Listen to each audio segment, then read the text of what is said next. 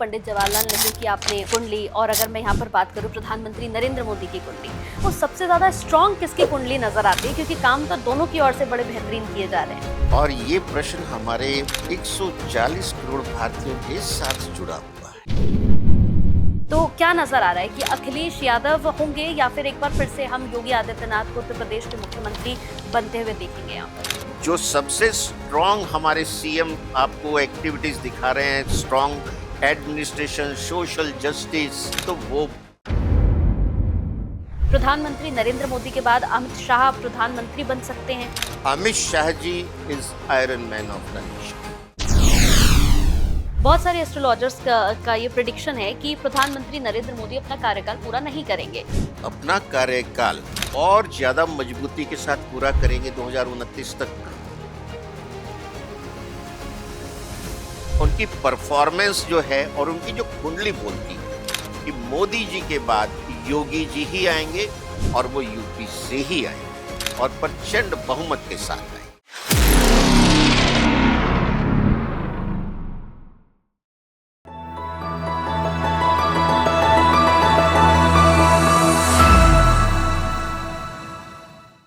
देश की राजनीति से लेकर आज हम अपने पॉडकास्ट में बात करने वाले हैं कि आखिर 2027 में क्या होने वाला है। न सिर्फ 2027 की बात होगी, बात 2029 की भी करेंगे। आज हम जिस गेस्ट के साथ हैं उनकी बहुत सारी प्रेडिक्शंस हमने होते हुए देखी हैं। आज भी उनसे बहुत सारी प्रेडिक्शंस भी लेनी है हमें। साथ ही हम बात करेंगे कि एक्चुअली में हमारे देश में चल क्या रहा है। हम जिस तरह से जंतर मंतर के हालात देख रहे हैं, जिस तरह से हम देख रहे हैं कि देश में कुछ ना कुछ बदलाव चल ही रहा है, तो ये बदलाव क्या इशारा कर रहा है? देश की राजनीति से लेकर आज बात ग्रहों की भी होगी कि ऐसे कौन से ग्रह हैं जो आपको नेता से राजनेता, राजनेता से आपकी किस्मत ऐसे खोल देते हैं कि आप फिर पीछे पलट कर नहीं देखते हैं। तो आज इस पॉडकास्ट में ना बहुत सारी ऐसी बातें होने वाली है जो कहीं ना कहीं आप सभी लोगों से जुड़ी हुई है। मैं आप लोगों के साथ कंचन हूँ। बहुत ही इंटरेस्टिंग होने वाला है पॉडकास्ट। मेरे साथ आज स्टूडियो में बहुत ही हमारे खास मेहमान जो हैं वो आए हुए हैं। राकेश कथुरिया जी हमारे साथ है। बहुत बहुत स्वागत है सर आपका। नमस्कार। नमस्कार सर, कैसे हैं आप? मैं ठीक हूँ, आप कैसे हैं? बस सर, सब बहुत अच्छा है, और जब भी आपके साथ बैठती हूँ तो और अच्छा हो जाता है क्योंकि इतनी अच्छी अच्छी थैंक यू। प्रेडिक्शंस आपसे मिलती हैं। आज सबसे पहले मैं आपसे ये जानना चाहती हूँ सर कि आपने बहुत कुंडलियाँ देखी हैं, और अगर मैं यहाँ पर बात करूँ पंडित जवाहरलाल नेहरू की आपने कुंडली, और अगर मैं यहाँ पर बात करूँ प्रधानमंत्री नरेंद्र मोदी की कुंडली, तो इन दोनों में से आपको सबसे ज्यादा स्ट्रॉन्ग किसकी कुंडली नजर आती है? क्योंकि काम तो दोनों की ओर से बड़े बेहतरीन किए जा रहे हैं। बहुत सुंदर प्रश्न है हम्म। और ये प्रश्न हमारे 140 करोड़ भारतीयों के साथ जुड़ा हुआ है। बिल्कुल। और अभी कुछ समय पहले मोदी जी ने नेहरू जी का रिकॉर्ड जो है तोड़ा है कि चुने हुए प्रधानमंत्री के रूप में सबसे ज्यादा लंबे समय तक नेहरू जी रहे, लेकिन उसको जो है मोदी जी ने बीट किया। और पहले प्रधानमंत्री थे नेहरू जी, और उस समय देश स्वतंत्र हुआ था, बहुत तरह के चैलेंजेस थे। उनका जो जन्म है 14 नवंबर 1889, प्रयागराज, जिस इलाहाबाद भी कहते हैं जिसे, और उनकी कुंडली जो बनती है कर्क लगन की कुंडली है और कर्क राशि की ही कुंडली है। यानी जिसे कहते हैं ना डबल इंजन की सरकार, यानी लग्नेश का लगन में होना कुंडली को बहुत स्ट्रॉन्ग करता है। और चंद्रमा जो है वो एक कहते हैं ना कि चमकता हुआ है, तो उनके चेहरे पे एक दैविक जो तेज था, चेहरा उनका लास्ट तक चमकता था। हम्म। और उनके जो चतुर्थ भाव है उसमें मूल त्रिकोण राशि तुला का शुक्र था, साथ में बुध था। जबरदस्त मालव्य योग और लक्ष्मी नारायण योग जो संसार के सारे वैभव, ऐश्वर्य, उच्च पद सब कुछ निश्चित करता है, और वो सब उनको मिला।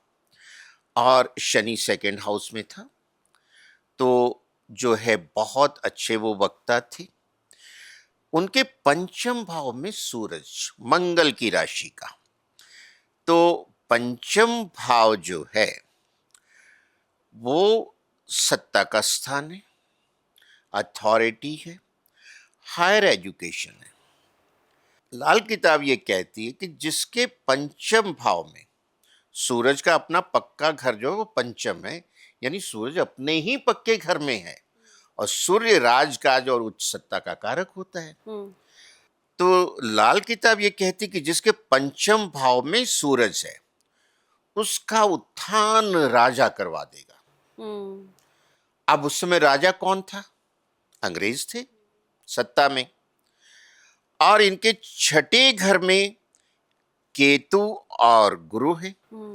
तो जो गुरु हैं वो अपनी राशि के हैं, मूल त्रिकोण के, धनु राशि के, और गुरु इनके भाग्य के स्वामी भी हैं। तो भाग्य से ये लाभ स्थान हो गया छठा घर। तो भाग्य जब लाभ दे रहा है और अपने ही राशि के, तो भाग्य बहुत प्रबल हो गया। अब ये अंग्रेजों के बहुत क्लोज थे, और इनको जब सजा भी होती थी ना, with all facilities, VIP treatment के साथ होती थी। ये वहां बैठ के अध्ययन करते थे, नाम मात्र होता था जेल का, और पुस्तकें लिखते थे, क्योंकि खाना पूर्ति होती थी इनकी जेल यात्रा। और ये खुद कई बार स्टेटमेंट देते थे, आई am English by education, I am Muslim by culture, and I am Hindu by accident. क्योंकि इन्हें पता था ये गयासुद्दीन गाजी के पोते हैं, लेकिन लोग इनको पंडित जवाहरलाल नेहरू कहते थे। तो इनको भी बड़ा अजीब लगता था, ये सच बोलते थे। जब वो कह रहे हैं कि आप Muslim by culture, I am English by education, यानी ये लंदन से पढ़ के आए थे, इंग्लिश अंग्रेजों की पढ़ के आए थे, तो अंग्रेज थे। और वाकई भारतीयों में अगर कोई अंग्रेज था उस समय तो पंडित नेहरू थे। और गजब की चार्मिंग पर्सनैलिटी थी, और very charming to aristocrat ladies also.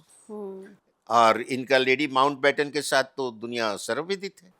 और भी जो थे, एमओ मथाई ने अपनी बुक में सारी बातें लिखी हैं। तो ये अद्भुत पर्सनैलिटी थी। इनकी सप्तमाला योग की कुंडली है, यानी इनकी जो है लगन से लेके चंद्रमा छठे घर तक लगातार प्लेनेट है, कोई हाउस खाली नहीं है। और 12वें घर में राहु है, तो 12वें घर से लगातार, ये इसको बोलते हैं माला योग। माला योग की कुंडली जो रेयर होती है, और ये बहुत पावरफुल होती है। लेकिन इस कुंडली में ड्रॉबैक क्या था? इनके तीसरे घर में मंगल है, वो पंचमेश है। अब तीसरे घर का जो मंगल है, मंगल लाल किताब के हिसाब से तीसरे घर का कारक तो है, लेकिन वो बुध का पक्का घर है, मिथुन राशि, और बुध को बकरियों से भी इंडिकेट किया जाता है। तो लाल किताब बहुत क्लियर कहती है, तीसरे घर का मंगल यानी कि बकरियों में पला हुआ शेर। तभी ये कभी भी शेर की तरह नहीं दहाड़े। 2 टुकड़े हो गए भारत के। उसके बाद कश्मीर के महाराजा हरि सिंह जी ने कश्मीर का मर्जर इंडिया में कर दिया, तो वो इंडिया का हो गया। और यही कंडीशन थी अंग्रेजों के द्वारा कि जो भी स्वतंत्र राज्य हैं किसी में भी जा सकते हैं, इंडिया में या पाकिस्तान में। तो वो इंडिया में आ गए। लेकिन पाकिस्तान ने जिनाने चाल चली और हमला करा के कब्जा कर लिया कश्मीर के बड़े हिस्से पे। और सरदार पटेल, बहुत ही जिसको लौह पुरुष कहा जाता है, आयरन मैन, तो जो सेना लगा दी और वो पीछे धकेल रही थी पाकिस्तान के जो कबायली थे। और अगले 2-3 दिन में वो कश्मीर पे पुनः अपना कब्जा कर लेते हमारी सेनाएं। लेकिन पंडित जी जो हैं वो कहते नहीं नहीं, हम यूएनओ जाएंगे, बस सीज फायर कर देते हैं। तो यहां से भी वो लाल किताब का प्रिंसिपल आता है कि बकरियों में पला शेर, दहाड़ो कि हम लेके छोड़ेंगे एक एक इंच अपना। और वो ले रहे थे आयरन मैन। उसके बाद जो चाइना का अटैक हुआ, बड़ी सहर्ष ये एग्री करके कि ठीक है तुम तिब्बत ले गए, ठीक है, अपना अक्साई चीन इन्होंने दे दिया। तो लाल किताब का ये योग भी इनके लागू होता है कि बकरियों में पले हुए शेर दहाड़ नहीं पाए कभी। कुंडली जबरदस्त है। इन्होंने पहले प्रधानमंत्री होने के नाते जो इंफ्रास्ट्रक्चर पे, बेसिक चीजों पे बहुत फोकस किया। और जो है भाखड़ा नंगल डैम आज भी अद्भुत है, इरिगेशन पे जोर दिया। फिर इन्होंने स्टील अथॉरिटी ऑफ इंडिया जो स्टील बेसिक इंफ्रास्ट्रक्चर के लिए चाहिए उसकी फैक्ट्रियां लगवाई, तो काफ़ी इस तरह के काम किए। इंटरनेशनल इमेज इनकी बहुत अच्छी थी।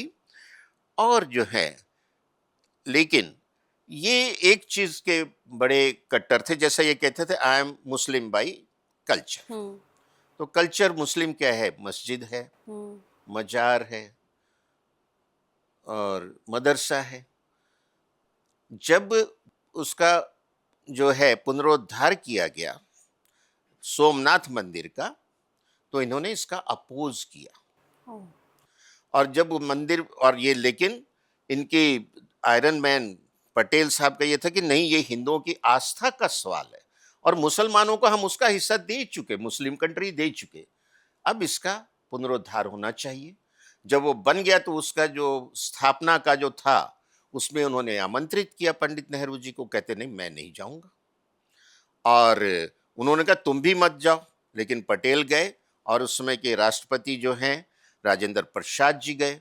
इससे बहुत खफा हुए थे और इतने खफा हुए कि जब सरदार पटेल की मृत्यु हुई तो ये उनके जनाजे में नहीं गए।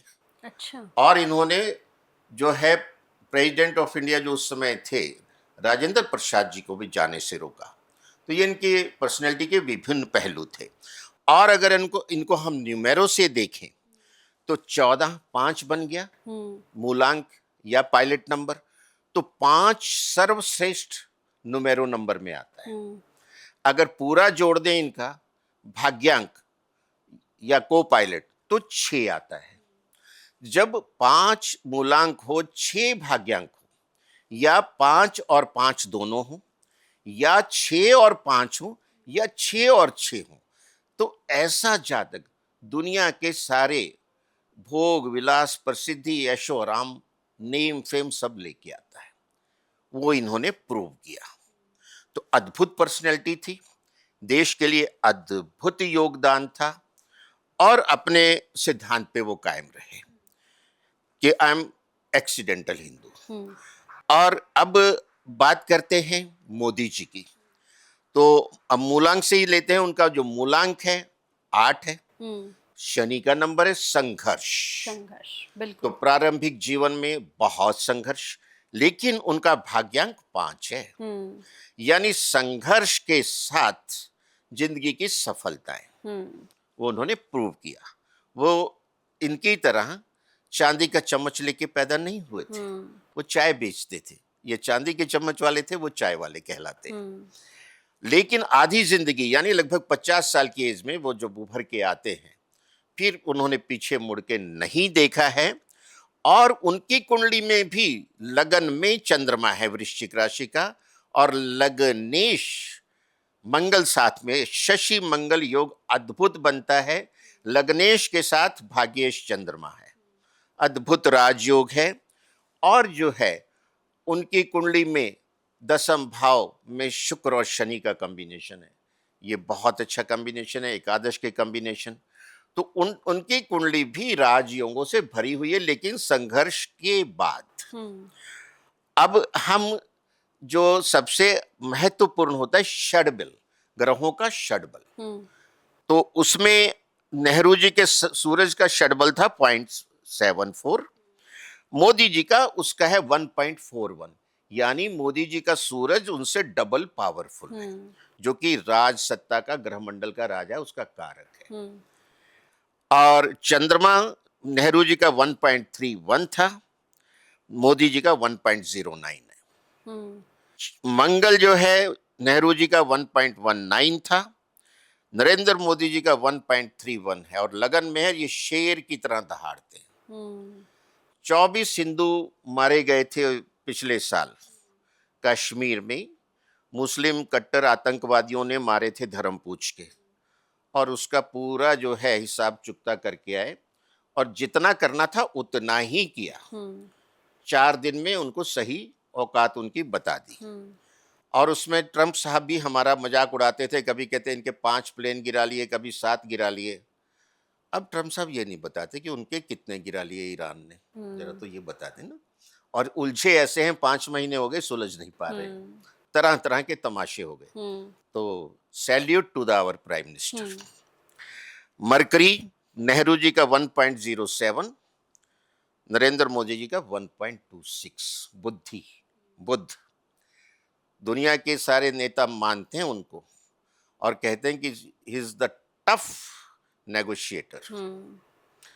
और जबकि पंडित जी ने हमें वीटो पावर मिल रही थी यूएनओ की, वो धन्यवाद वापस कर दी थी और आज उसके लिए स्ट्राइव कर रहे हैं मोदी जी। जवाहरलाल जी जुपिटर 1.07, उनका जो षडबल था गुरु उनकी अपनी राशि का था। यहां भी मोदी जी का 1.23 है, उससे ज्यादा है। शुक्र जो है मोदी जी का बड़ा कमजोर है। नेहरू जी का 1.30 था और मोदी जी का 1.09 है। शनि जो है नेहरू जी का भी बहुत पावरफुल है, बहुत लोकप्रिय थे अपने टाइम के, 1.32 है और मोदी जी का स्लाइटली बेटर है 1.39। तो जो एज आती है दोनों की कंपेयर करें तो मोदी जी की कुंडली उनसे थोड़ी सी पावरफुल है। और ये भी देश के विकास के लिए, इंफ्रास्ट्रक्चर के लिए, सोशल सिक्योरिटी के लिए सबकी जो कर रहे हैं वो अद्भुत है और दुनिया नतमस्तक होती है। शायद लगभग 20 देश इनको अपना सर्वोच्च नागरिक सम्मान दे चुके हैं। तो हमारे इन दोनों नेताओं को हमारा नमन है। बिल्कुल बिल्कुल। अच्छा, कहा जाता है कि दिल्ली का जो रास्ता है सर, वो कहीं ना कहीं जो है वो लखनऊ से होकर ही गुजरता है।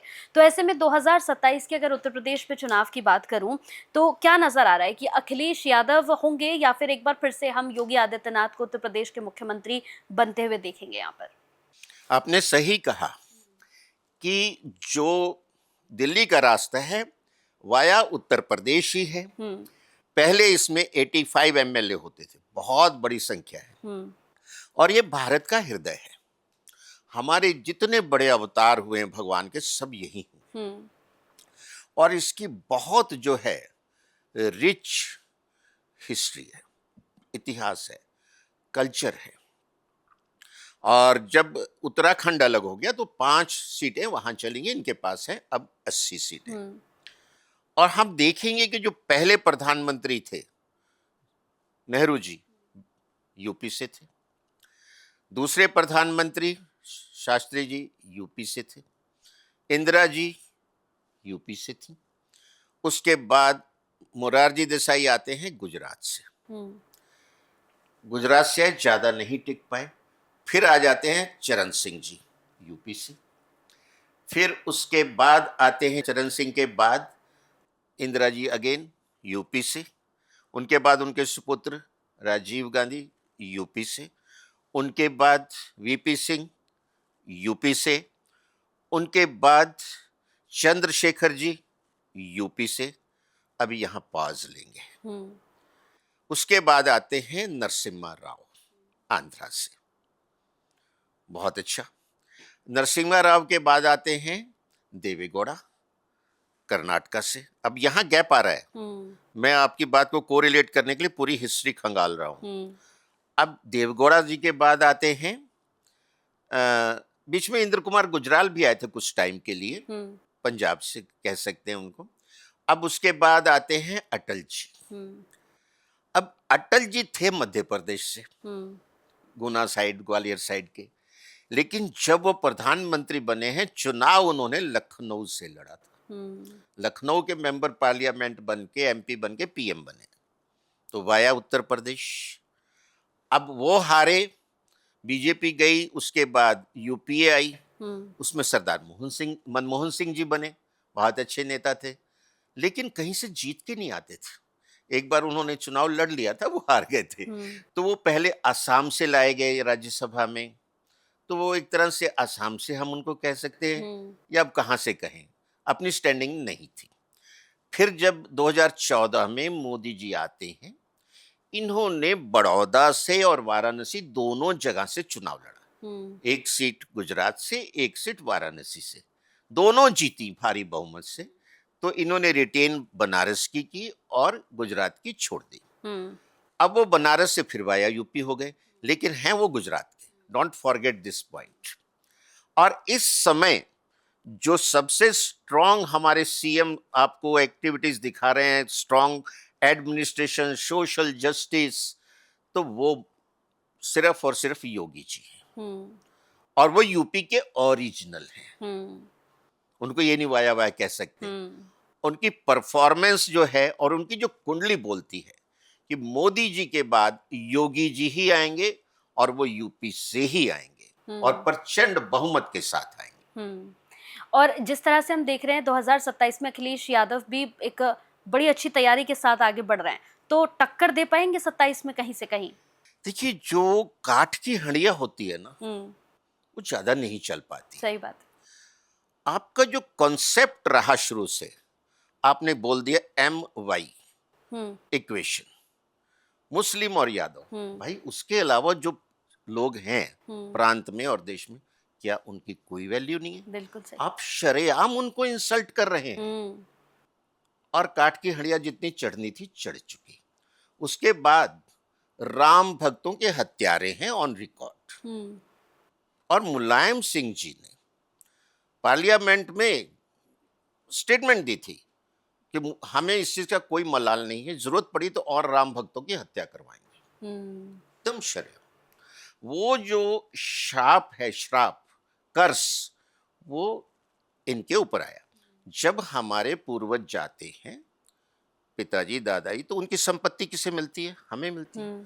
तो उनके कर्मों का हिसाब किताब भी हमें ही मिलता है, कंपाउंडिंग हो। तो ये श्रापित परिवार है। दूसरी बात, इन्होंने भी पितृ परंपरा को कायम रखा और भगवान श्री राम का मंदिर बना, उसमें ये दर्शन करने नहीं गए और ये जा भी नहीं पाएंगे क्योंकि श्रापित है। बिल्कुल। और अभी कुछ टाइम पहले ये अपनी पत्नी को लेके मस्जिद में चले गए। मौलाना ने बड़ी आपत्तिजनक जो टिप्पणी की, कोई ऑब्जेक्शन नहीं।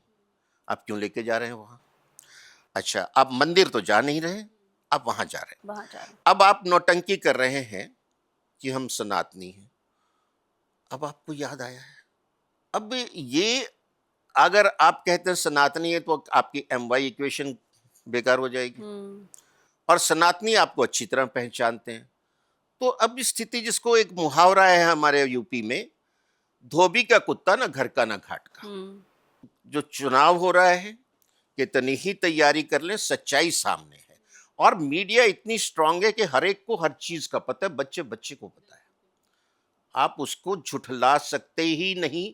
अगर आपके पिताजी ने आज से 35 साल पहले पार्लियामेंट में जो बोला है, उसकी पूरी जो है वीडियो अवेलेबल है। पार्लियामेंट के रिकॉर्ड में वो चीज एंटर होती है मिनट्स में। तो लोग अब इतने बेवकूफ नहीं रह गए, सच्चाई को जानते हैं। कोरोना से हिंदुओं को भगाने वाले अखिलेश जी थे। मुजफ्फरनगर में हिंदुओं को की हत्या हुई, मुआवजा मुसलमानों को देने वाले ये थे। इनको जो है सुप्रीम कोर्ट ने लताड़ा की मारे हिंदू भी गए, उनकी प्रॉपर्टी भी नष्ट हुई, तुमने उनको नहीं मुआवजा दिया। तो ये सब चीजें हम जनता के नॉलेज में है। उसके बाद कौन इनको वोट देगा? बिल्कुल। ठीक है। अच्छा, इसके अलावा अगर बात करें उत्तर प्रदेश के साथ साथ पंजाब की, हम बात कर लेते हैं। पंजाब के सीएम है भगवत मान। 2027 में जो है यहाँ पर भी चुनाव होना है सर, तो क्या लगता है कि 2027 में भगवत मान को हम फिर से यहाँ पर सीएम बनते हुए देख रहे हैं? क्योंकि आम आदमी पार्टी का तो आपको भी पता है और सब लोगों को पता है कि चल क्या रहा है, तो फिर से हम देख पाएंगे पंजाब में भगवत मान को? देखिए, भगवंत मान जी की जो कुंडली उपलब्ध है सोशल मीडिया पे, उसमें जो उनका राशि आती है वो सिंह राशि आती है।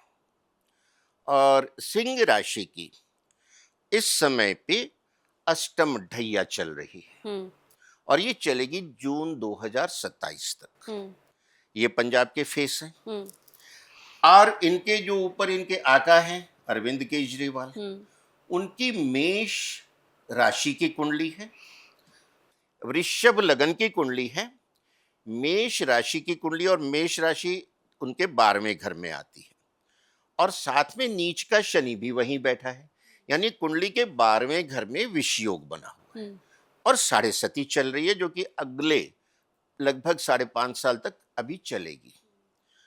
तो ये समय इनके लिए बहुत खराब है और ये प्रूव भी हो चुका है। दिल्ली की सत्ता, जहां इनको इतना गुमान था कि ये कहते थे इस जन्म में तो मोदी जी हमें नहीं हरा सकते, रिकॉर्ड में है, अब वो तो हार गए।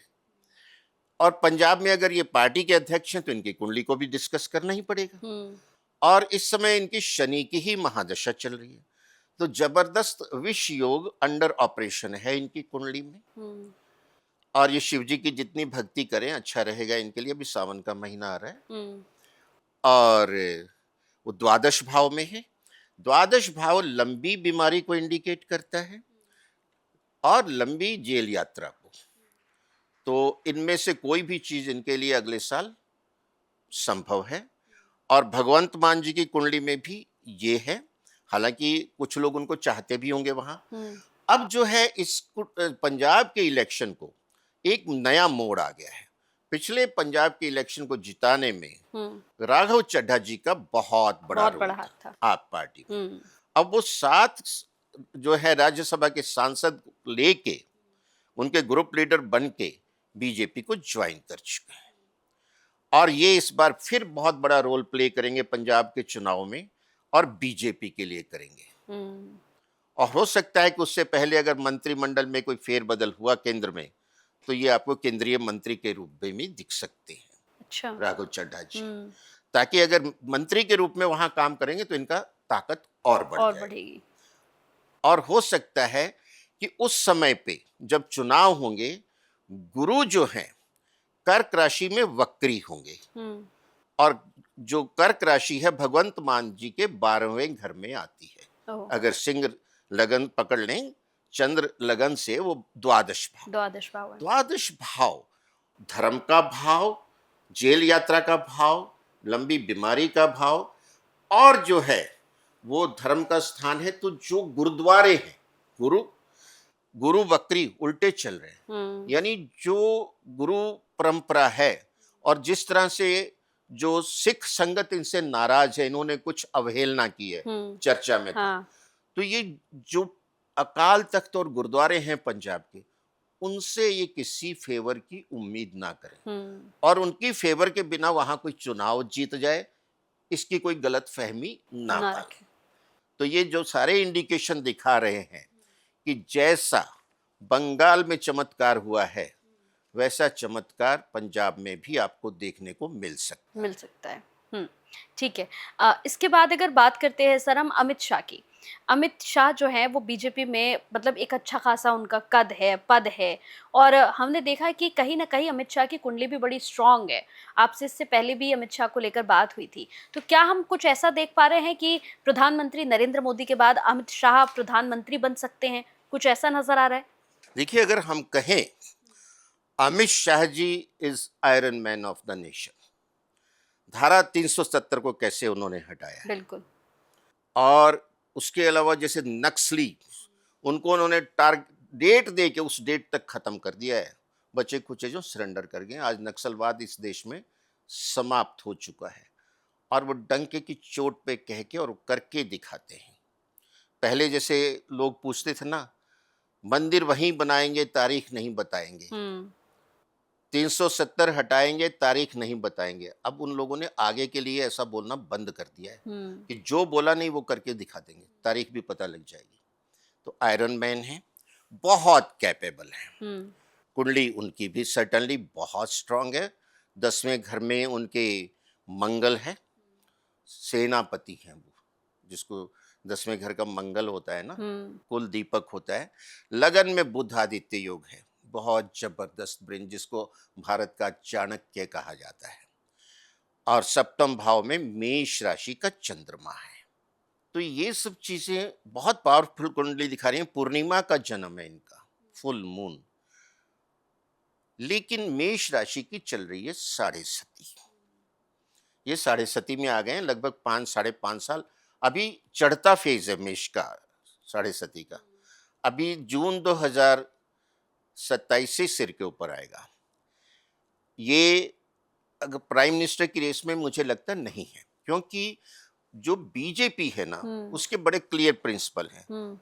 सबसे पहले हमारा देश, सबसे पहले हमारी संस्कृति, फिर पार्टी और फिर व्यक्ति। तो पार्टी भी ये जानती है और ये सब जो है बहुत स्पिरिचुअल है, इनको अपनी कुंडलियों के सबको पता है। और साढ़े सती में ये बनते हैं तो इनके लिए भी अच्छा नहीं है, देश के लिए भी अच्छा नहीं है। और जो इस समय वाया यूपी की बात आती है तो उसमें the most fit and competent and proven Yogi ji हैं। तो अगर ये डिप्टी प्राइम मिनिस्टर बनते हैं उनके साथ तो बहुत ही अच्छी कॉम्बिनेशन आएगी। और फिर अगर मैं कहूं कि इनको बना देते हैं अगर पीएम पार्टी, तो फिर लोग कहेंगे कि पहले भी गुजरात से थी, कंटिन्यूटी में 2 गुजरात से आ गए। और यूपी से देखा जाए तो 91 92 के बाद आज तक कोई पीएम आया ही नहीं, जबकि हम कहते हैं भाई यूपी रास्ता है और सबसे ज्यादा एमपी यूपी के हैं। कितना बड़ा फासला हो गया, 26 साल इधर और 8 साल उधर, 34 साल से ओरिजिनल यूपी का कोई पीएम बना ही नहीं। मैंने गिना दिया आपको, वो हम डिस्कस कर चुके। तो ये सारे तर्क संगत, न्याय संगत और जो क्षेत्र संगत, क्षेत्रीयता को देखते हुए अब जो प्राइम मिनिस्टर आना चाहिए वो सही मायने में यूपी से, जो यूपी का ही हो वो आना चाहिए, और उसके लिए एक ही कैंडिडेट। बिल्कुल बिल्कुल। एक और सवाल है सर, 2029 की अगर मैं अब यहाँ पर बात करती हूँ तो 2029 को लेकर बहुत सारे एस्ट्रोलॉजर्स का ये प्रेडिक्शन है कि प्रधानमंत्री नरेंद्र मोदी अपना कार्यकाल पूरा नहीं करेंगे। कुछ लोगों का ये भी कहना है कि कुछ वक्त के लिए प्रधानमंत्री बनेंगे लेकिन फिर हट जाएंगे। तो क्या ऐसा कुछ नजर आ रहा है कि वो अपना कार्यकाल पूरा नहीं करेंगे? अपना कार्यकाल और ज्यादा मजबूती के साथ पूरा करेंगे 2029 तक का। और अगर आप न्यूज देखती हो, अभी पार्लियामेंट में और राज्यसभा दोनों में बीजेपी के सदस्यों की संख्या बढ़ चुकी है, इनडायरेक्टली जो सपोर्ट देंगे। तो सरकार मजबूत हुई या कमजोर हुई, वो अपना गैस लगाते रहे। अब एक इसमें पॉइंट आता है, देखिए जो प्रेसिडेंट ऑफ इंडिया है, प्राइम मिनिस्टर ऑफ इंडिया है, ये सर्वोच्च पद है।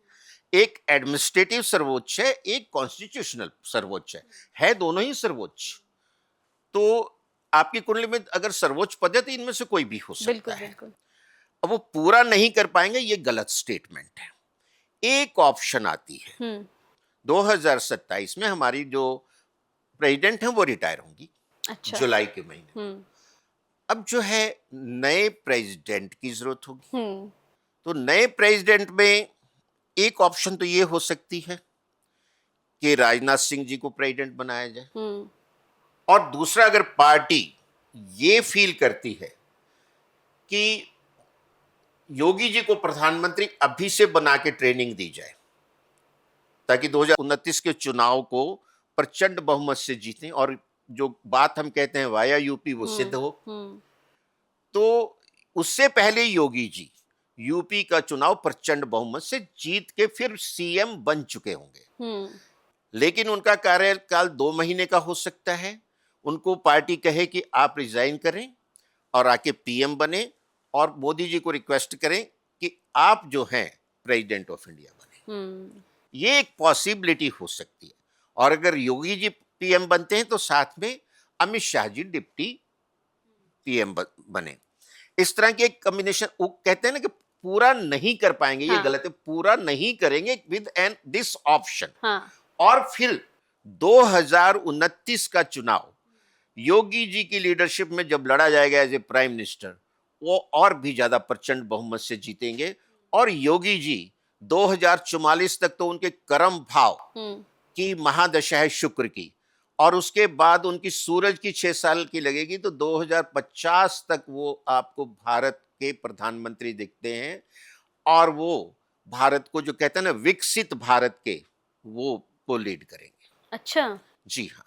और जनता पूरी साथ है। जिस तरह का विकास हो रहा है, जिस तरह की प्रोग्रेस हो रही है, जिस तरह की सोशल सिक्योरिटी आ गई है, अब लगता है रियल में ये कंट्री में डेमोक्रेसी आई है। अब MY नहीं है, ऑल मेरे भाई हैं, बिल्कुल, ऑल ब्रदर्स, ऑल सिस्टर्स, टुकड़ों में नहीं। एक हमारी बहन जी आती थी, वो क्या नारा लगाती थी पता है? सुन के मैं हैरान हो जाता था, तिलक तराजू और तलवार, इनको मारो जूते 4। बहन जी बाकी समाज को क्या कह रही हैं आप? तो ऐसे ऐसे नेताओं का जमाना लद चुका है। अब राजनीति बदल चुकी है।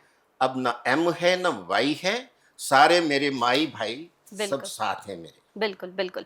सर, अब सवालों को मैं थोड़ा-सा अब यहाँ पर बदल रही हूँ, टॉपिक थोड़ा-सा चेंज करते हैं। अब मेरा सवाल आपसे ये है कि कुंडली में कौन-सा ग्रह स्ट्रॉन्ग हो या कौन-सा ऐसा योग हो जो हम कह सकते हैं कि ये इंसान जो है ना, ये दुनिया में आया ही राज करने के लिए है? बहुत सुंदर प्रश्न है। ये हम जो है सिर्फ एक प्लेनेट से नहीं कह सकते। हुँ, आपकी जो अधिकतर प्लेनेट, जैसे सबसे पहली बात, आपका लग्नेश मजबूत होना चाहिए। लगन में पावरफुल ग्रह होने चाहिए। जैसे मोदी जी का लग्नेश मंगल मजबूत लगन में ही है, और उसके साथ भाग्येश चंद्रमा बैठा है।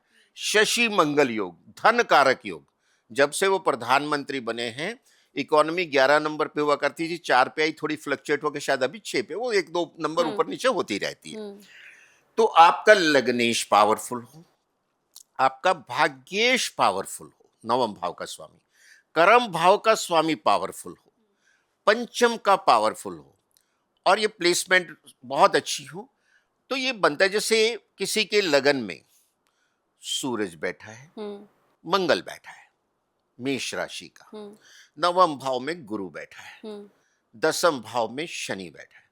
यहां देखते पता ये राज करने ही आया हुँ, है। एक एग्जाम्पल दिया, दूसरा एग्जाम्पल भी है।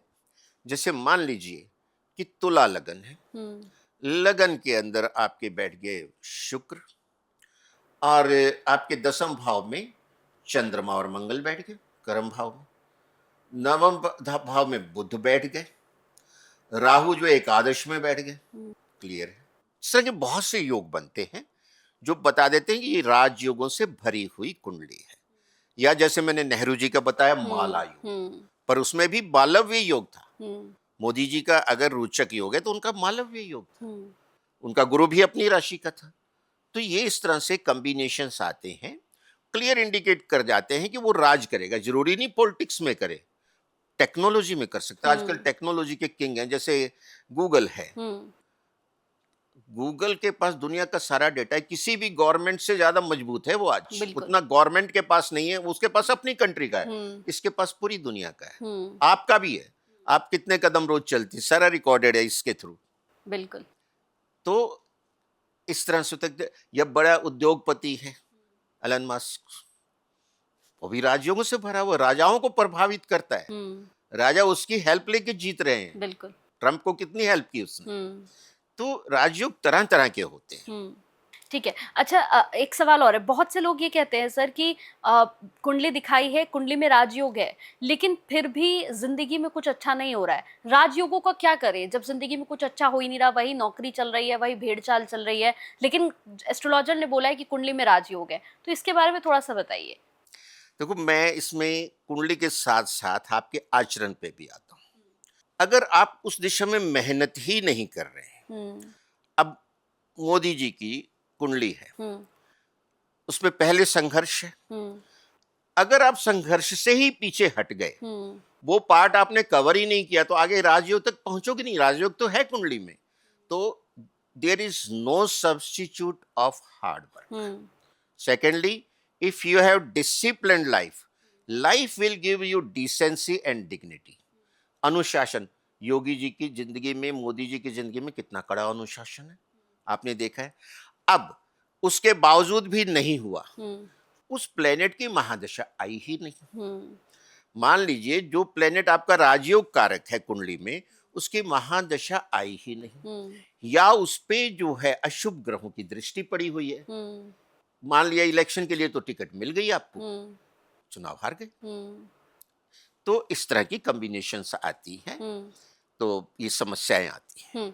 अच्छा सर, एक केस आपने सुना होगा अभी हाल ही में, सिया केतन का जो हाँ, पूरा कुछ सुना है। केस था कि उसने अपने होने वाले हस्बैंड को जो है वो धक्का दे दिया, उसकी जान ले ली।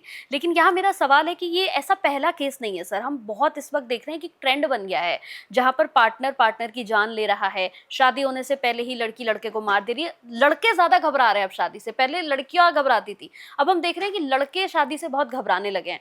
तो क्या कुंडली में जब क्या कोई ऐसा योग होता है या क्या हम कुंडली में देख सकते हैं कि हमारा पार्टनर गुड लक लेकर आ रहा है या हमारे साथ इसकी कैसी बनेगी, कैसा हमारे साथ रहेगा, ये सब कुछ देख सकते हैं कुंडली में? ये मैं बताऊंगा, उसके पहले मैं एक आपको दृष्टांत बताता हूँ। हाँ, स्वामी दयानंद जी थे, बहुत बड़े, दयानंद सरस्वती, हाँ, बहुत बड़े योगी थे, संत थे। उनका आश्रम था। उनके पास विदेशी भी बहुत आते थे, ये जो वेदों के ज्ञान के लिए, संस्कृत के लिए। उनके आश्रम में मंदिर भी था, तो आसपास के जो लोग आते थे मंदिरों में दर्शन करने, तो उस फॉरेनर ने कुछ ऑब्जर्व किया और कहा कि ये मंडे के दिन यहाँ लड़कियां बहुत आती हैं शिव जी के आपके मंदिर में, उतने लड़के नहीं आते, ऐसा क्या कारण है? तो स्वामी जी ने कहा कि वो लड़कियां इसलिए आती हैं, भगवान शिव से प्रार्थना करती हैं कि हमें अच्छा हस्बैंड, अच्छा पति मिले। तो अच्छा, बड़ी अच्छी बात है। तो फिर जो है लड़कों को भी आके करना चाहिए प्रार्थना शिव जी को कि हमें भी अच्छी पत्नी मिले। बिल्कुल। कहते नहीं, लड़कों को जरूरत नहीं पड़ती। कहते क्यों? क्योंकि हमारे भारत में सभी लड़कियां अच्छी होती हैं, उसकी चाहे किसी से भी शादी हो जाए, लेकिन लड़के सारे अच्छे। अब आपने ये कहा कि लड़कियां, लड़के घबरा रहे हैं। अब वो बात स्वामी दयानंद जी की झुठला दी लड़कियों ने, आप ये कह रही हैं। अब हम आते हैं कुंडली पे। तो कुंडली में प्रथम भाव हम खुद हैं, लगन, और सप्तम भाव हमारे जो है स्पाउस, पति या पत्नी का है। अब मान लीजिए आपके पहले घर में शनि और केतु बैठ गया, दोनों नंबर 1 क्रूर ग्रह।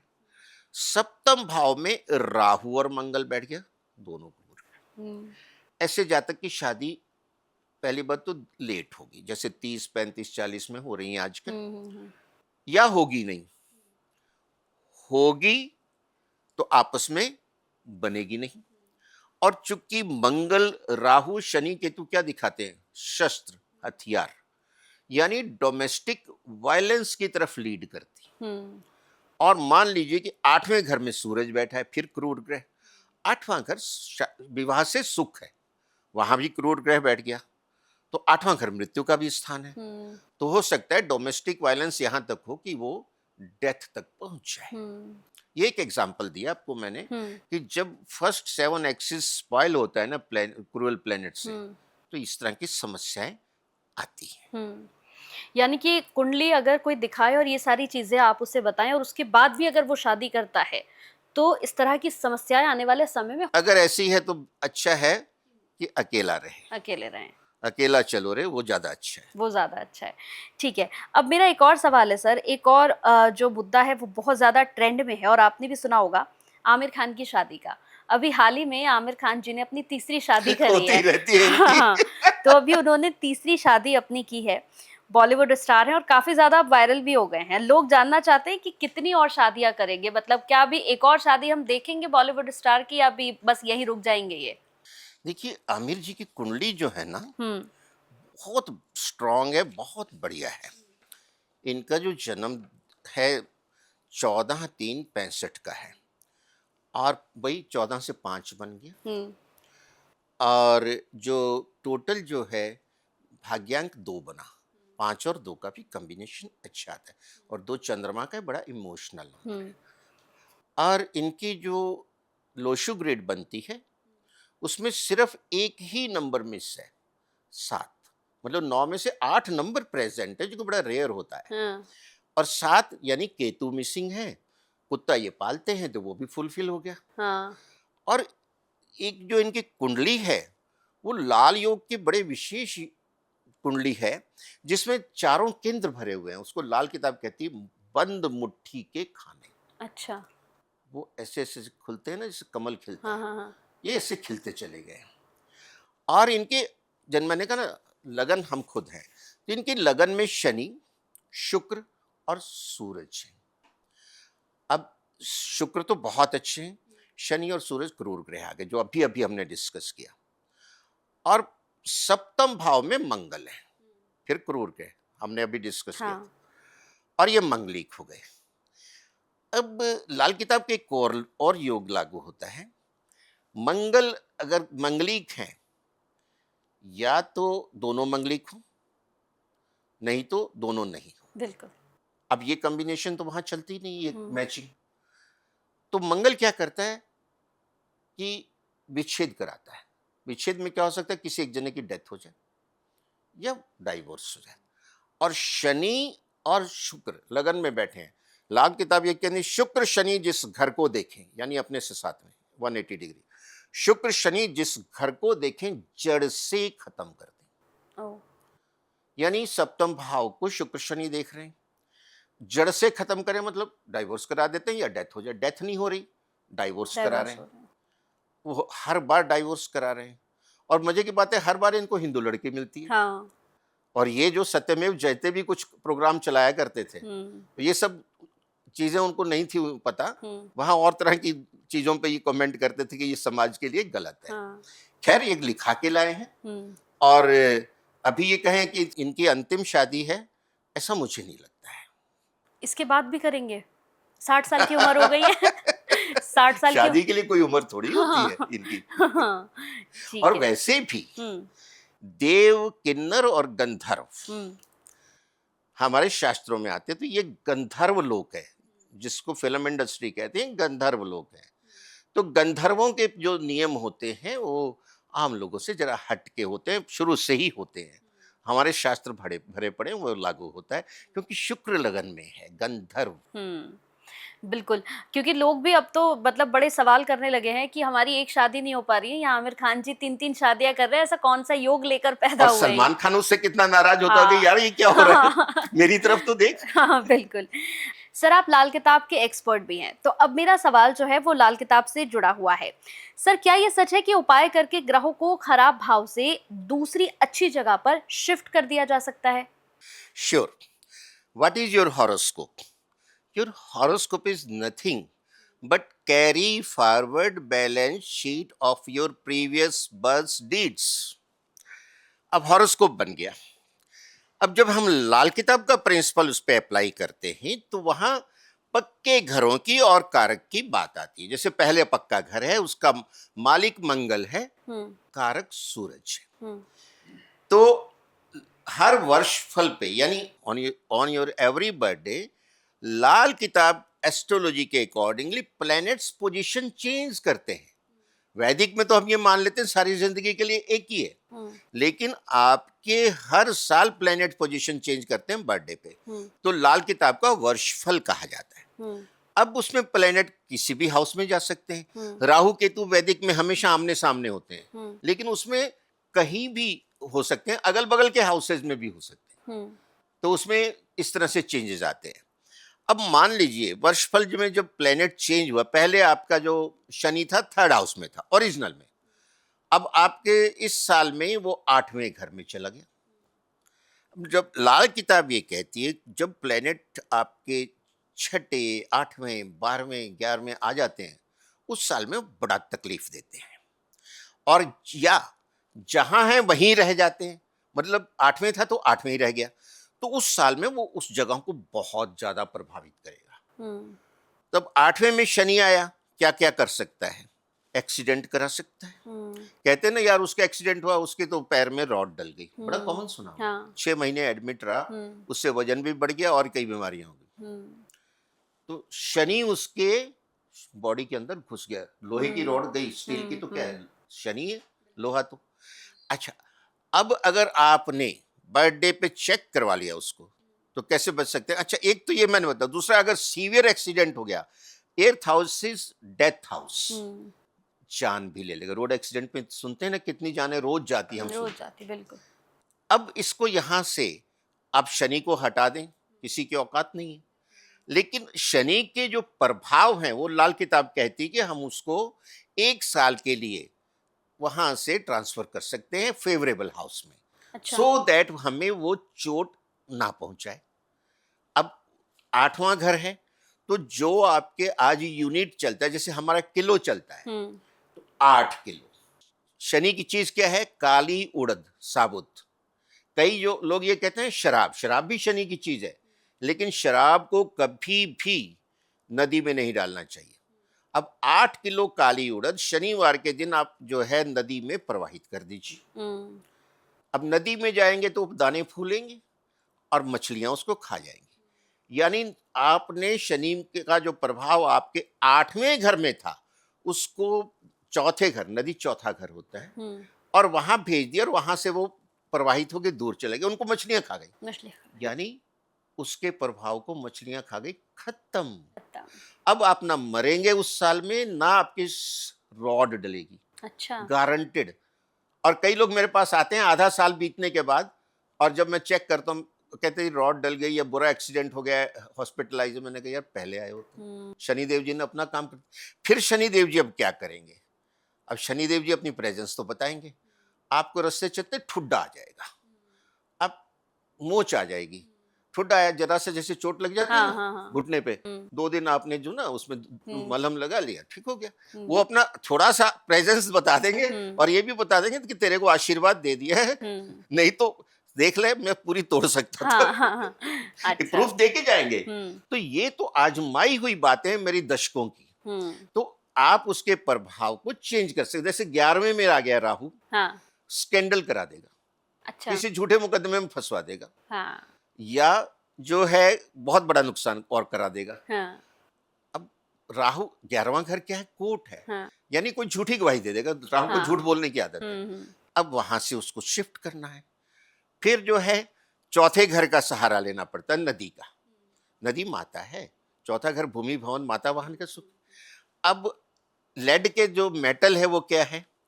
लेड, इसका जो सीसा, हाँ, हाँ। ये राहु का मेटल है। हम्म, सीसा इंग्लिश में लेड बोलते हैं। तो उसके क्या कीजिए, 4 किलो ले लीजिए, क्योंकि चौथे घर में लाना है उसको। 4 किलो लेड ले लीजिए, और 4 ही कोकोनट। कोकोनट से वो हाँ। खोपड़ी होता है नारियल, हाँ। देखा, उसकी जटाएं होती है, हाँ। उसकी 2 आंखें होती है, एक नाक होता है। हाँ, पूरा जो आधा आदमी की शेप है, और सिर्फ खोपड़ी है, हाँ। धड़ धड़ नहीं है उसका। नहीं है। वो राहु है। नारियल जो हम फोड़ते हैं ना हाँ। मंदिरों में, बहुत सिग्निफिकेंस रखता है कि राहु की बलि चढ़ा दी आपने हाँ। भगवान को, राहु गया। गया। तो 4 किलो लेड और 4 नारियल, ये जो है थर्सडे शाम जो मानी जाती है, राहु की मानी जाती है। लेकिन शाम सनसेट हो गया तो कबड़ा हो जाएगा। और जब भी राहु या शनि के उपाय करते हैं, आपको बहुत सावधानी रखनी है, नहीं तो ये बाउंस बैक बुरा करते हैं। अच्छा। तो ये 4 किलो लेड, 4 किलो, 4 नारियल आप नदी में प्रवाहित कर दीजिए।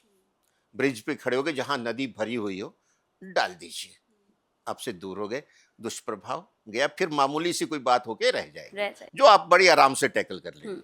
तो इस तरह से वर्ष फल में हम जो है ग्रहों का अगर दुष्प्रभाव है, उसको अच्छे प्रभाव में वहां से उसको ट्रांसफर करके कर सकते हैं। ठीक है, ठीक है। एक और सवाल है सर इसी से जुड़ा हुआ। मैंने बहुत सुना है कि हर वक्त पूजा पाठ करना, या हर वक्त ही भगवान का नाम लेना, या हर वक्त मंत्र चैंट करना, ये भी शुभता नहीं देता है कई बार। लाल किताब ये बताती है कि किसको पूजा करनी है, किसको किसको नहीं करनी है। हाँ। और पूजा का सारा भेद जो है गुरु के हाथ में। गुरु ज्ञान और पूजा अध्यात्म। बिल्कुल। अब गुरु आपकी कुंडली में छठे में आ गया। हाँ। छठा घर क्या है? ऋण, रोग, शत्रु। शत्रु। गुरु वहां भज आ गया। और छठा घर पाताल भी है। लाल किताब ये भेद खोलती है। जैसे 8वां घर मौत का है, शमशान घाट है, छठा घर जो है पाताल भी है और हॉस्पिटल भी है। अब जहां वो पाताल में चला गया गुरु, रोग स्थान में चला गया, वहां पूजा कैसे करोगे उसकी? सही बात है। पूजा करोगे तो और ज्यादा रोग बढ़ जाएगा। अच्छा, अगर 7वें घर में आ गया, 7वां दाम्पत्य का स्थान है, वो शुक्र का पक्का घर है। अब शुक्र के घर में गुरु फंस गया, दैत्य गुरु के घर में देवगुरु फंस गया। अब वहां अगर पूजा करते हो तो वहां तो लाल किताब साफ कहती है कि जिसके 7वें में गुरु है, घर में मंदिर रखो ही मत। अच्छा। बिल्कुल मत रखो। नहीं तो कम से कम अगर फोटो रख लो, मूर्तियां तो बिल्कुल नहीं होनी चाहिए। अच्छा। अगर रखना ही चाहते हो सिर्फ फोटो। अच्छा, अब अगर गुरु आपके 10वें घर में आ गया, शनि का पक्का घर है, मकर राशि होती है। अब शनि यहां बैठ के न्याय करता है, वो न्याय करता है और जो है कर्म फल दाता है।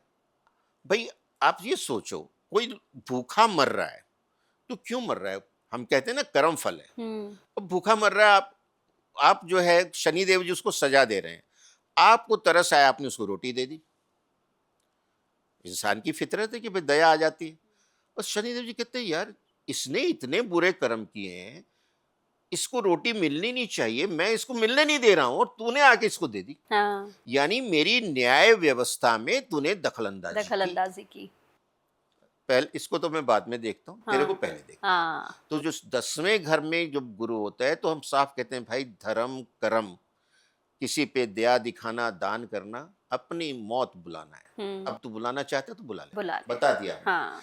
फिर 8वें घर में जो ग्रह है और जो 12वें घर में ग्रह है, अगर आपस में शत्रु हैं, जैसे 12वें में गुरु है, 8वें में राहु है, दोनों आपस में शत्रु है, वो आदमी मंदिर जाने लग जाए, पूजा पाठ करने लग जाए, बर्बाद हो जाए। अच्छा।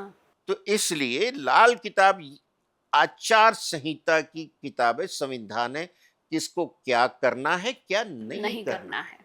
करके देखो, फिर मना करने के बाद तो फिर अपने आप उसकी कार्रवाई हो जाती है। बिल्कुल बिल्कुल।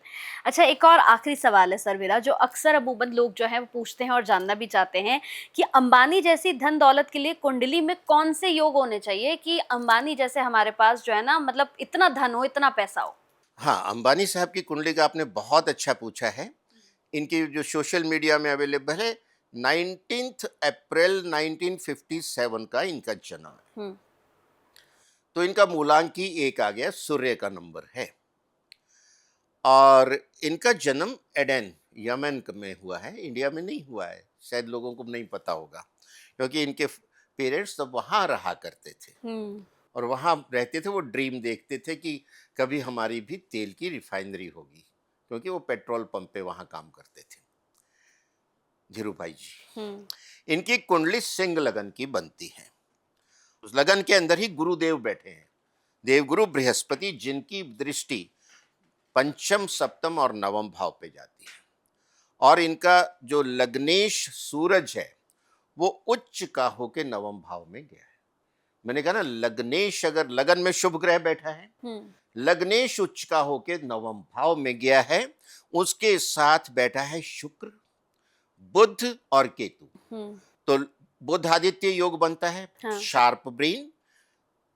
बुध और शुक्र का लक्ष्मी नारायण योग, और केतु जो साथ में बैठा है वो इनके प्रभाव को बूस्ट कर रहा है। दसम भाव में मंगल है वृषभ राशि का, यानी ये कुल दीपक है। और नवम भाव मेष राशि का स्वामी मंगल दसम में गया, और दसम भाव का स्वामी शुक्र नवम में आया, यानी कर्मेश का भाग्य में जाना, भाग्येश का कर्म में जाना, ये ज्योतिष के अंदर दी बेस्ट राजयोग है, वो है। फिर इनके चौथे घर में शनि है, तीसरे में राहु, पराक्रम स्थान में जो राहु है वो बहुत प्रबल है। पंचम भाव में इनका चंद्रमा है, धनु राशि। धनु क्या है? ये गुरु द्रोणाचार्य है, क्योंकि द्रोणाचार्य जो हैं गुरु की राशि, गुरु के रूप में एक जो है सेनापति थे, और इतनी जबरदस्त ट्रेनिंग देते थे अपने शिष्यों को, और फोकस्ड, जहां आगे धनु राशि वो फोकस्ड है अपने पे। यानी जैसे उन्होंने पूछा था क्या दिखता है, सबने बोला पेड़ दिखता है, चिड़िया दिखती है। जब अर्जुन आया तो उसने कहा आंख दिखती है। तो ये सिर्फ आंख देखते हैं, फोकस्ड है। और जो है बहुत बड़ा धन योग है, 9th हाउस में लक्ष्मी नारायण योग, उच्च का सूरज, ये नवम दसम भाव का एक्सचेंज, लगन में गुरु। ये तो कोई भी पढ़ लेगा। अब इसका गुप्त रहस्य एक बताता हूं। अगर मेल है, उसका दिन के समय जन्म हुआ है, उसका ओड लगन है, ओड मतलब 1 3 5 7 9, और ओड ही राशि, तो इनका ओड लगन है सिंह, ओड ही राशि है धनु, 9 नंबर की, 5 नंबर का इनका लगन है, 9 नंबर की ओड हो गया। और ज्यादातर प्लेनेट जो हैं वो ओड राशि में बैठे हो, तो एक क्या है, ओड है, एक में 4 बैठ गए। ऐसा जातक अत्यधिक धनवान होगा। उसमें कुंडली में ग्रह उच्च का है, नीच का है, तो इनके ओड लगन है, ओड राशि है, और इनके सिर्फ 2 प्लेनेट शनि और मंगल इवन राशियों में, बाकी 7 के 7 प्लेनेट ओड राशियों में। अच्छा, कंडीशन फुलफिल्ड। ऐसा जो जातक कहते हैं कुबेर के तुल्य होता है। अब सुन लीजिए इसका अपोजिट। अगर महिला है, उसका रात्रि को जन्म हुआ, उसका जो इवन 2 4 6 8 लगन है, इवन ही राशि है, और ज्यादातर प्लेनेट इवन यानी सम राशि में बैठे हैं तो वो महारानी के तुल्य हो। तुल्य हो। तो ये महाराजा के तुल्य वहां से भी आते हैं, हम्म। और बाकी जो धन के योग है तो ये कुबेर हैं ही। The world no. बिल्कुल। यानी कि जितने भी लोगों के मन में ये सवाल चल रहा था कि भाई अंबानी के पास इतना पैसा है, इतनी लग्जरी है, ऐसा कौन सा योग है उनकी कुंडली में, तो ये आज आपने गुप्त योग भी बता गुप्त दिया योग है। हाँ। जो मतलब और जो प्रगट है वो दोनों एक दूसरे को रीइंफोर्स कर रहे हैं। तभी देखिए कुछ टाइम के बाद एक नया प्रोजेक्ट आ जाता हाँ। है। अभी कुछ टाइम पहले ट्रंप ने अनाउंस किया कि रिलायंस यहाँ सबसे बड़ी पेट्रो रिफाइनरी लगा रहा है यूएसए में। वहां की गवर्नमेंट ने क्लियरेंस दी है। यानी यूएसए की सबसे बड़ी पेट्रोलियम जो रिफाइनरी आ रही है वो अंबानी की आ रही है, और काम शुरू हो चुका है। बिल्कुल। और ये 3 साल में उसको इम्प्लीमेंट कर देते हैं। हाँ, तो यानी ये अलग अलग ही किस्म की एक कुंडली आपने बताई है। मैंने कहा फोकस, इनको सिर्फ आंख दिखती है। हाँ, ठीक है। और ये धार्मिक भी बहुत है, लगन में गुरु होने के कारण धर्म कर्म भी बहुत है, तो वो भी इनको प्रकृति की सपोर्ट आती है। इनकी माता श्री, ये श्रीनाथ जी जो टेम्पल है नाथ द्वारा उदयपुर के पास, वहां की प्रधान है। अच्छा, ठीक है, ठीक है। बहुत अच्छा लगा सर। जैसे कि मैंने जितनी भी सवाल लाई थी, मुझे सबके बड़े अच्छे जवाब मिले हैं, और बहुत सारी ऐसी प्रेडिक्शंस भी आपसे लेकर जा रही हूँ कि नेक्स्ट टाइम जब हम बैठेंगे तो हम करेंगे कि सर आपने ये प्रेडिक्शंस दी थी और देखिए हमने होते हुए देखा है, क्योंकि 2027 का भी चुनाव है, 2029 का भी चुनाव है, और जिस तरह से आपने बड़ी अच्छी एक प्रेडिक्शन दी है, क्योंकि बहुत से लोग कह रहे हैं कि प्रधानमंत्री अब तक कार्यकाल पूरा नहीं करेंगे, लेकिन आपने बड़ा क्लियर बोला ऑप्शन से। हाँ, बिल्कुल बिल्कुल। बहुत अच्छा लगा सर आपसे मिलकर, और बड़ा अच्छा ये पॉडकास्ट रहा। मुझे लगता है वायरल होगा, और अगर किसी को कोई भी सवाल पूछना है तो कमेंट में आप जरूर पूछ सकते हैं कथूरिया सर से। Thank you so much sir, बहुत बहुत धन्यवाद। बहुत बहुत धन्यवाद आपका भी। और हमेशा हमारी ये शुभकामना रहती है, विश्व का कल्याण हो, प्राणियों में सद्भावना हो, सर्वे भवन्तु सुखिनः, सर्वे सन्तु निरामय। जय श्री राम। जय श्री राम।